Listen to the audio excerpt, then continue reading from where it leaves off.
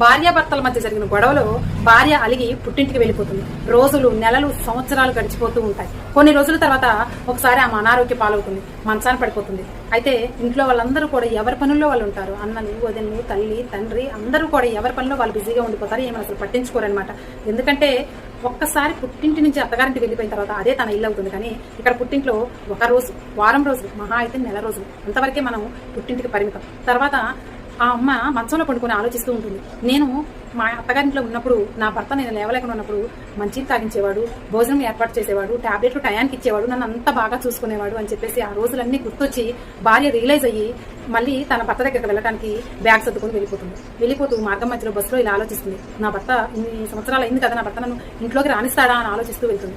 అలా వెళ్ళేసరికల్లే నైట్ అయిపోతుంది. నైట్ అయిపోయిన తర్వాత నైటు తన భర్త గది ఇంటి తలుపు తెరిచే ఉంటుందన్నమాట. తెరిచే ఉండి లైట్ వేసి ఉంటుంది. భార్య వెళ్ళి చూసేసరికల్లే భార్య అలికిడి వినపడగానే భర్త ఇలా తొంగి చూస్తూ ఎదురు చూస్తూ ఉంటాడు. ఇదేంటి మీరు నా కోసం ఎదురు చూస్తూ ఉన్నారు, నేను వస్తానని మీకు ముందే తెలుసా అంటే, ఇప్పుడు కాదు, నువ్వు ఇంటి గడప దాటిన దగ్గర నుంచి ఇప్పటి వరకు కూడా ఆ తలుపు తెరిచే ఉంది. నేను ప్రతి క్షణం కూడా నీ కోసం ఎదురు చూస్తూనే ఉన్నాను. ఎందుకంటే నువ్వు వచ్చే సమయానికి తలుపు మూచి ఉంటే నువ్వు మళ్ళీ తిరిగి వెళ్ళిపోతే నేను ఒంటరి వాడిని అయిపోతానేమోనని చెప్పేసి తలుపు ఇప్పుడు తెరిచే ఉంచాను అని చెప్తాను.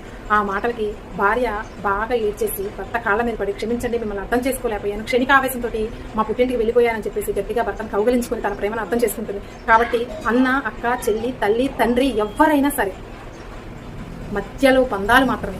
భార్యకి భర్త, భర్తకి భార్య మాత్రమే జీవితాంతం తోడుండేవి. కాదంటారా? నచ్చితే ఒక లైక్ చేయండి.